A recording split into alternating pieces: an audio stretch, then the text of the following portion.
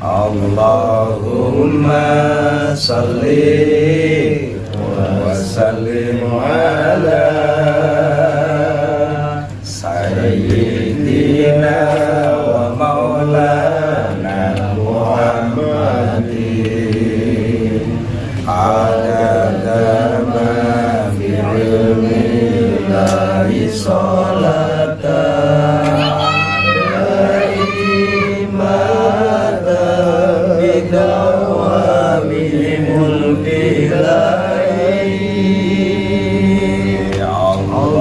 Allahumma salli wa sallim ala sayyidina wa maulana Muhammadin adada ma fi ilmillahi salatan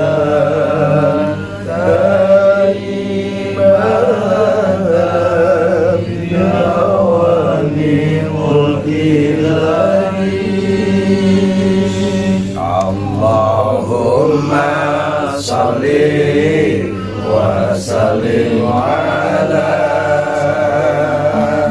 sayyidina wa maulana Muhammadin adada ma fi ilmillahi salatan daimana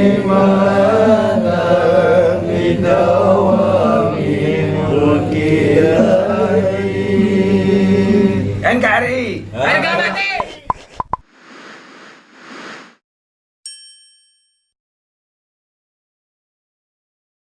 Assalamualaikum warahmatullahi wabarakatuh. Waalaikumsalam warahmatullahi wabarakatuh.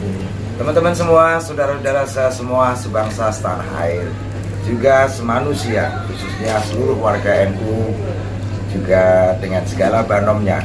Banom hari ini saya sangat bersyukur diizinkan oleh Allah ketemu dengan satu pemuda yang memang ansor pada wilayah Kota Semarang, dan ini saya bertemu dengan Kang Rohman yang menjadi ketua PAC Ansor Semarang Utara.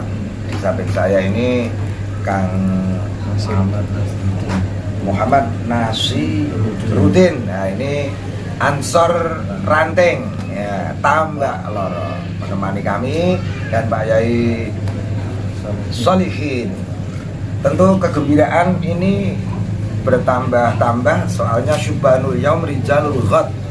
Pemuda hari ini adalah pemimpin pada masa yang akan datang. Sayyidina Ali sendiri mengatakan bahwa orang tua itu busur, anak itu panah yang akan dilepas di zaman nanti, yang setiap orang tua tidak mungkin menemani. Tetapi ketika pemuda itu digodok di dalam Ansor, maka di hatinya tentu akan dididik tentang ukhuwah diniyah, ukhuwah watoniyah, ukhuwah basyariyah.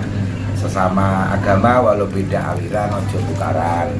Nah, terus walau beda agama, suku, bahasa, wong sak negara ojo tukaran. Dan walau beda bangsa dan negara, tapi kita senasab manusia, jangan bertengkar. Damai, nah, itu ajakan NU. Dan kali ini kita akan ya ngopi nih sambil merokok Karoman ya.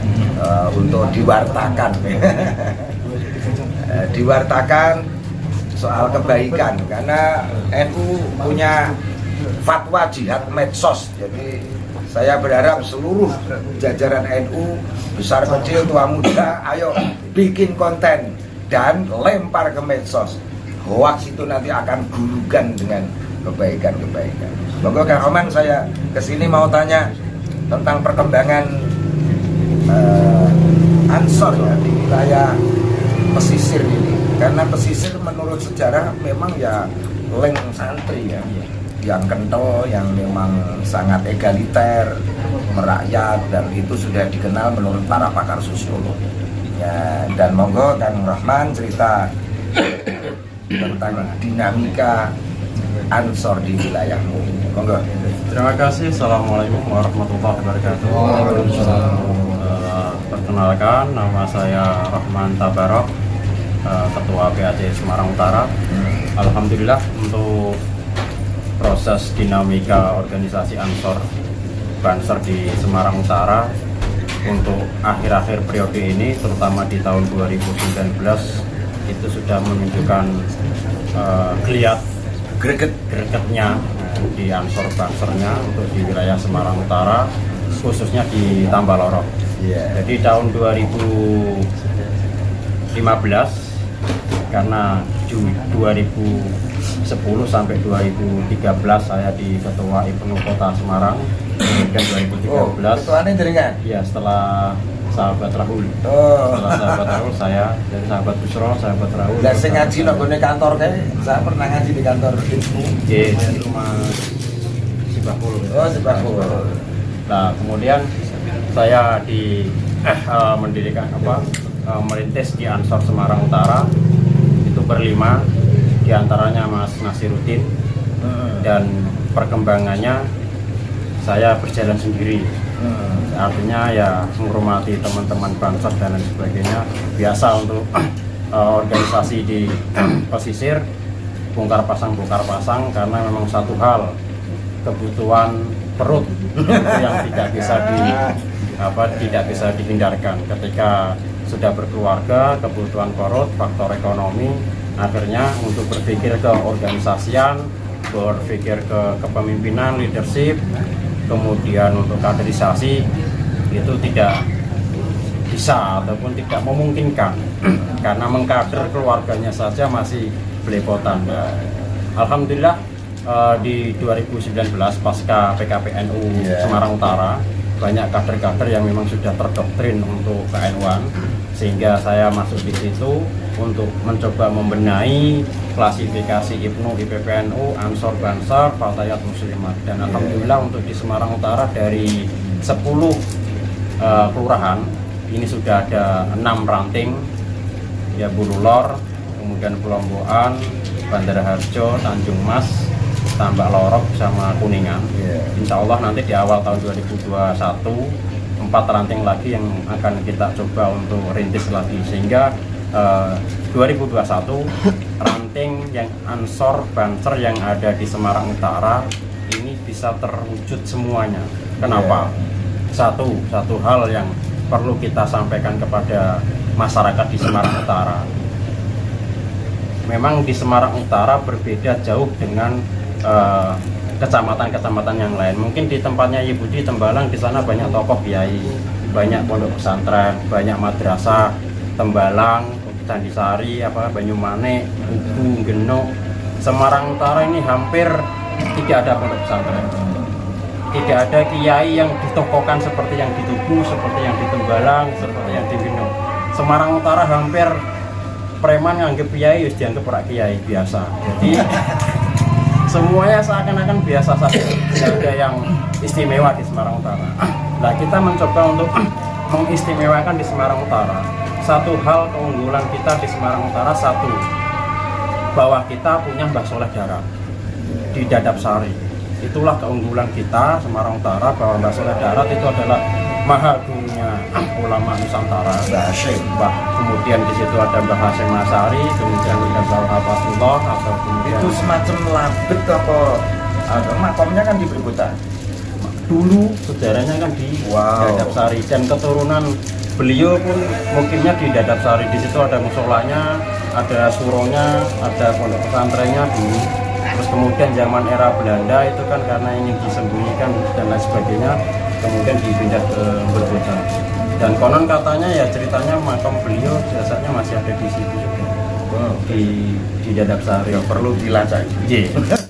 Nah, satu keunggulan itu, makanya kemudian keunggulan yang kedua, Islam datang ke Nusantara itu bukan lewat di pegunungan, pasti lewatnya di pesisir. Dan sejarah membuktikan di pesisir ini ada Mbah Syekh Jumadil Kubro, kemudian ada Mbah Terboyo. Mbah Terboyo juga dulunya itu konon cerita dari Habib Lutfi. Mbah Terboyo itu kenapa dijuluki Terboyo itu kan Mbah Bae Boyo. Jadi Mbah Terboyo itu punya pasukan di laut itu sekitar 5.000 pasukan. di darat punya 5.000 pasukan, pasukan 24 jam atau pasukan senyap itu sekitar 5.000, dan itu paling ditakuti di lautan sepanjang Cirebon sampai di sepanjang Banten sampai Madura. Itu semua ibaratnya kalau yang di laut itu begal di laut namanya apa? Bajak laut. Bajak laut. Yang paling ditakuti bajak laut itu Mbah Terboyo. Kalau Mbah Terboyo sudah terjun ke laut, semua bajak laut takut semua. Sehingga pada waktu itu ribuan bajak laut itu yang menjadi santrinya Mbah Terboyo. Dan sedangkan Mbah Terboyo posisinya juga ada di pesisir Semarang juga. Kemudian ada Syekh Jumadil Kubro. Satu hal keistimewaan tersebut mulai dari sisi histori, bahwa Islam Nusantara itu tetap masuk ke Nusantara lewatnya pesisir. Kalau kita analogikan kota Semarang, harusnya Semarang Utara itu menjadi barometer pergerakan Ansor ada yang ada di kota Semarang. Kalau memang tidak ada pondok pesantren, ya mulai kita dirikan pondok pesantren. Nah, gitu. Mulai kalau memang tidak ada kiainya, maka kita harus memposisikan diri sebagai calon-calon kiai. Di sini ternyata di Semarang Utara, habaib ini banyak kan, Bang. Termasuk diantaranya Habib Umar dan lain sebagainya, itu banyak habaib di Semarang Utara. Yang mana dari kita sendiri itu pun tidak mengetahui kalau beliaunya itu habaib. Dan beliaunya sering keluar Semarang Utara, dan kita sebagai pemuda-pemuda Semarang Utara tidak mengenalnya.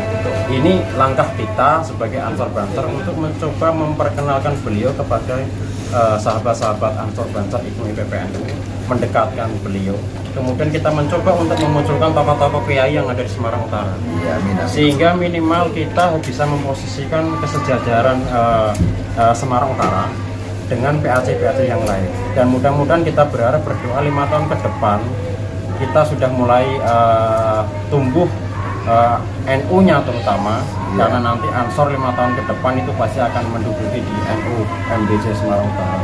Sehingga mudah-mudahan insya Allah Semarang Utara, kalau saya prinsip pribadi saya, bagaimana 5 tahun ke depan kita membumikan Aswaja di Semarang Utara, kita membumikan NU di Semarang Utara, sehingga masyarakat NU yang ada di Semarang Utara yang bersifat jamaah, kita akan mencoba menjamiyahkan masyarakat tersebut, sehingga NU di Semarang Utara ini nanti akan bergeliat bersama dengan satu abad NU.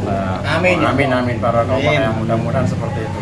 Dan saya berharap juga di Tambah Lorok ini semakin bergeliat juga kan, Mbak, untuk di Tambah Lorok khususnya ini kan, karena konon alhamdulillah dari sahabat-sahabat Banser yang dulunya sering minum dan lain sebagainya, ketika sudah mulai merapat dengan kita memakai seragam Banser, nyedak wong ngombe iki wis pekiwuh. Nah, itu yang saya sebut tadi, kejahatan adalah kebaikan yang belum mendapat ruang.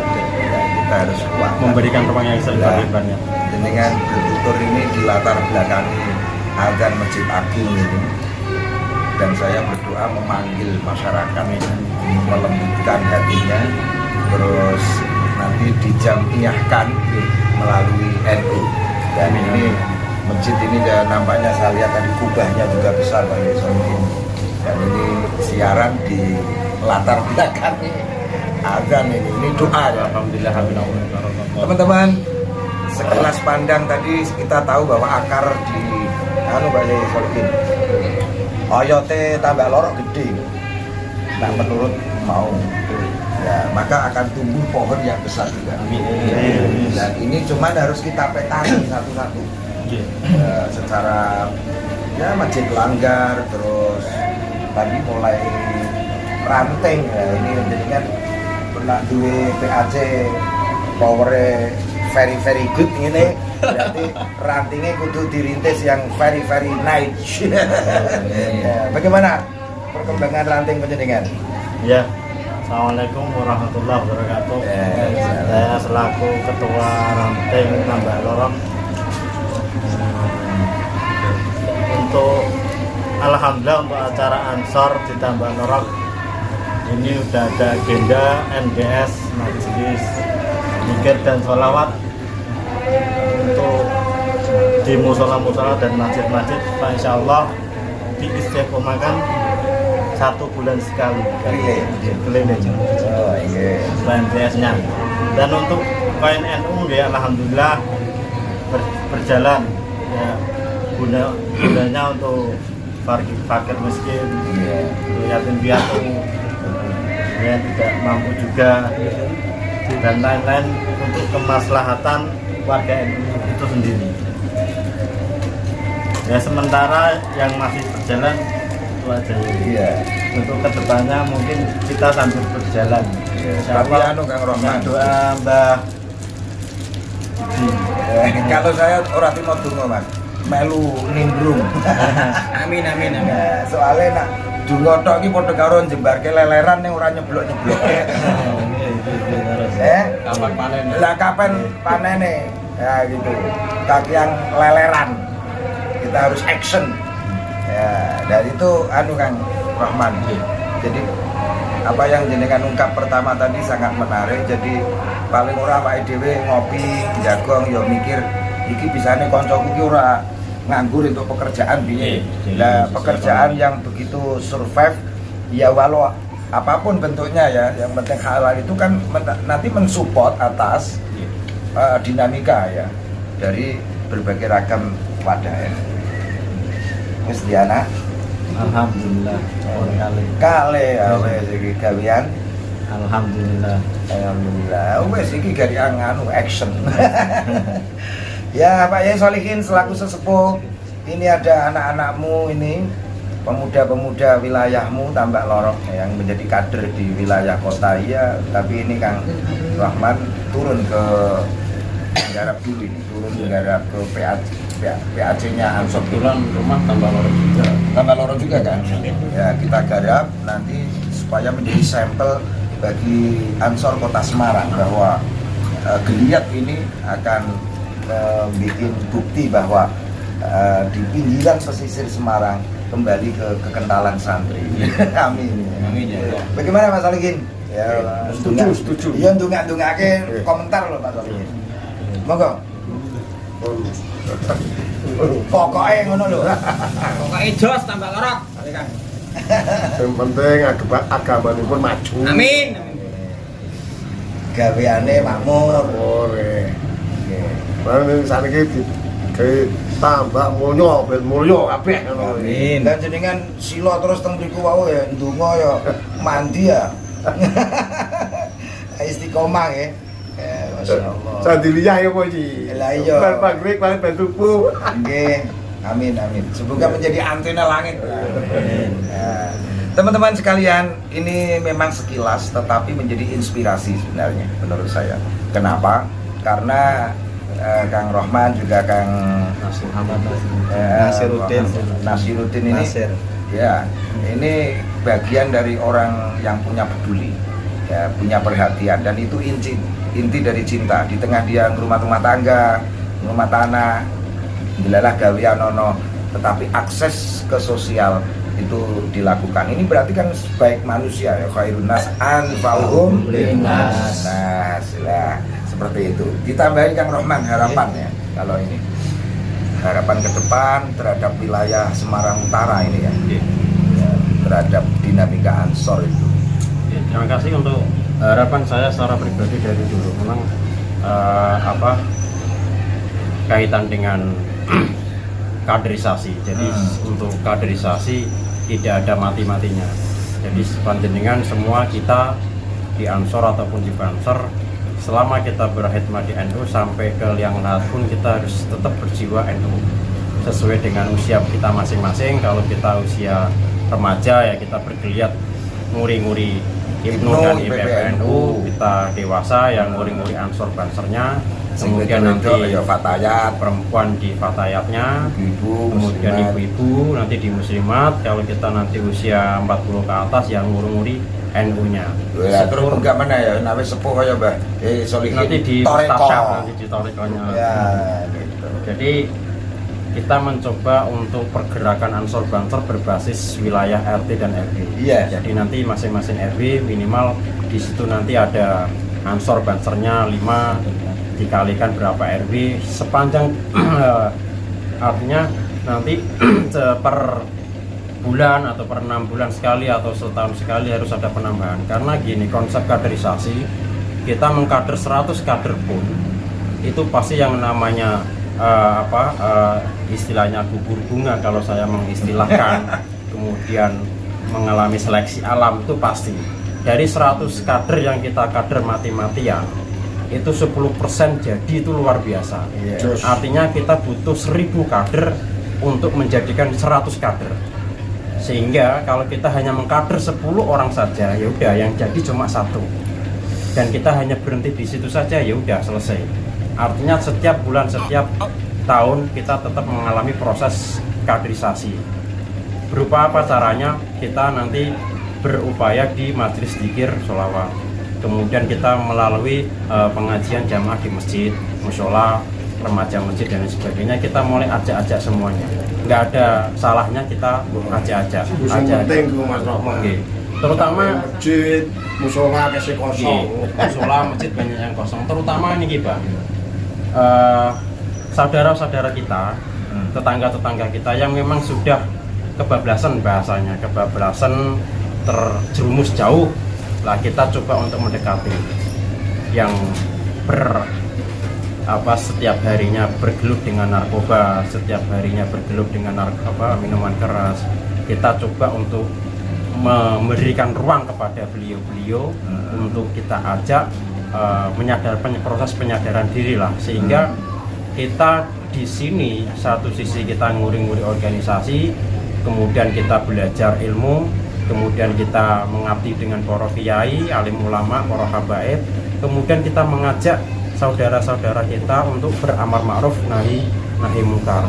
Sehingga kita di sini inilah wadah kita, tidak ada yang lain ketika kita gondelan lah, ibaratnya gondelan sarungnya Yai Budi ini kan.